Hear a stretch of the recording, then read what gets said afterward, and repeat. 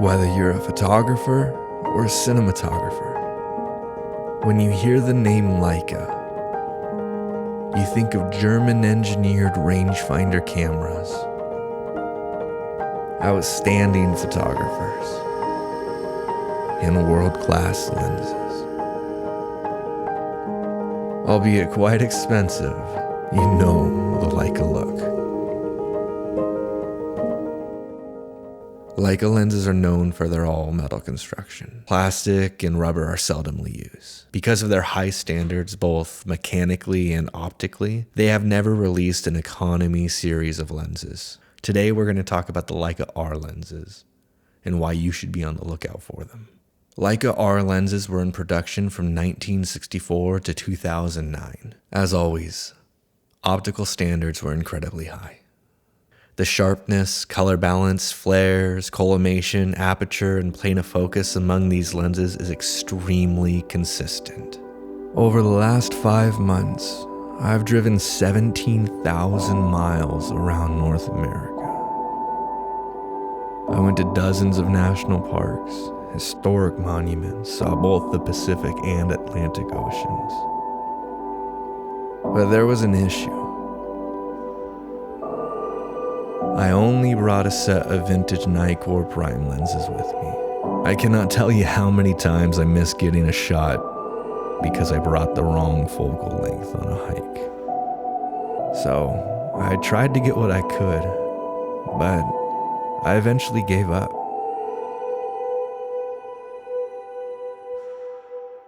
Very quickly I learned that I needed a zoom lens. But not just any zoom lens, a full-frame zoom lens with no electronics, just fully manual controls. That gave me 2 options: buy expensive cinema glass, or look on the used market for a vintage lens. A few months ago, I went the vintage lens route when I bought my Nikkor AIS prime lenses, and I love them so much. In fact, I want to own doubles and maybe triples of them. I even have doubles. What? I have doubles. That way I know I have a pristine one in storage. Actually, I have triples. I have triples, right? If I don't have triples, then the other stuff's not true. While trying to find a lens that worked for me, I discovered the Leica R 35 to 70mm f3.5 lens. This lens is not extremely fast. It's not going to win awards with that, but what it does have is the Leica R character.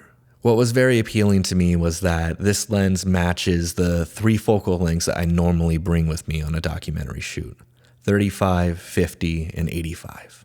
And while I was traveling, I often had to make a sacrifice and bring only one of those lenses. But with the Leica R, I'm able to bring all 3 in one.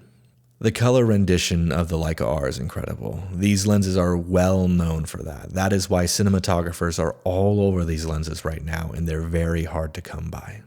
The bokeh of the lens is also very nice. What makes it a good documentary lens is that it helps with separating the subject from the background, but it's not distracting. Nothing like a Helios, YouTube's most famous lens. Another thing I like about the lens is the sharpness. Paired with the diopter, the shots that I'm able to get on this lens are pretty incredible. And I really like the weight. This lens is pretty heavy. Paired with the Fujifilm X-H2S or my C70, it helps weigh down the camera to get rid of those micro jitters. Okay, so what I don't like about this lens is that the minimum focusing distance is awful. It is 3.5 feet. But like I said, I pair it with a diopter often, and I circumvent that issue because I often shoot between 50 and 70 with the diopter, and I get incredible shots. The zoom ring, it's terrible. It's carved out, and it always catches my thumb, and it is uncomfortable, and after a while it begins to hurt. It's only 3.5, and if I wanted to spring for it and get the f2.8 version, I believe it's around $18,000, but I was able to buy this lens for $650 online. And this goes without saying, it's not parfocal. I'm only bringing it up so I had 4 complaints about the lens, but you don't often find a parfocal lens in a stills lens. I believe there's a Canon FD lens that is a parfocal lens, but oftentimes you have to go and search for a cinema lens to have a parfocal lens. But that's not an issue for me because I'm not doing any crash zooms, and I normally find my framing off of the focal length that I am choosing to shoot the interview or the subject with. I don't zoom in and out for that. I usually zoom in and out while just taking photos.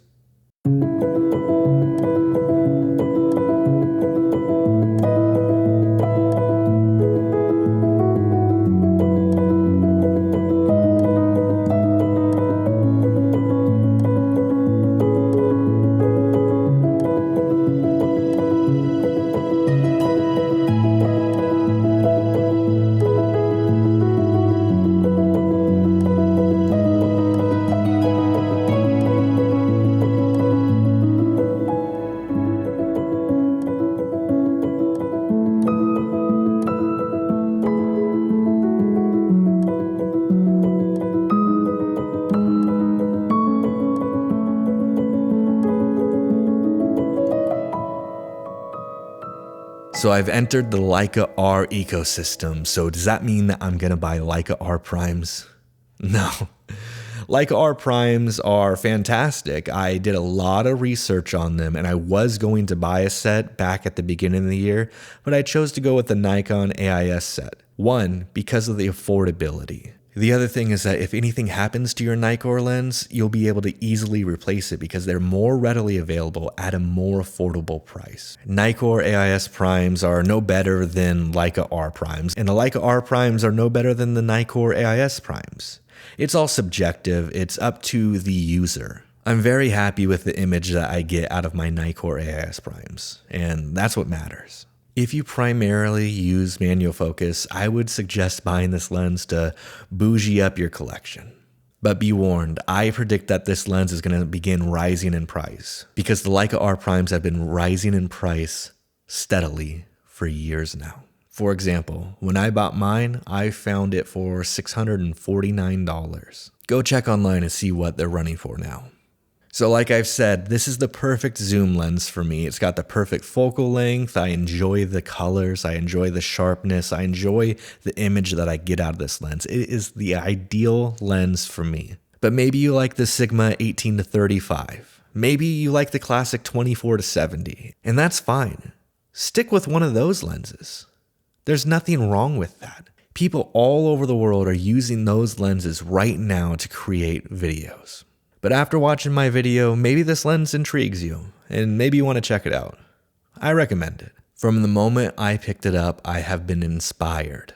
And that's what's most important. Only buy lenses that inspire you to create. Thanks for watching the video. Comment below and let me know what you think. Please consider subscribing, and I'll see you next time.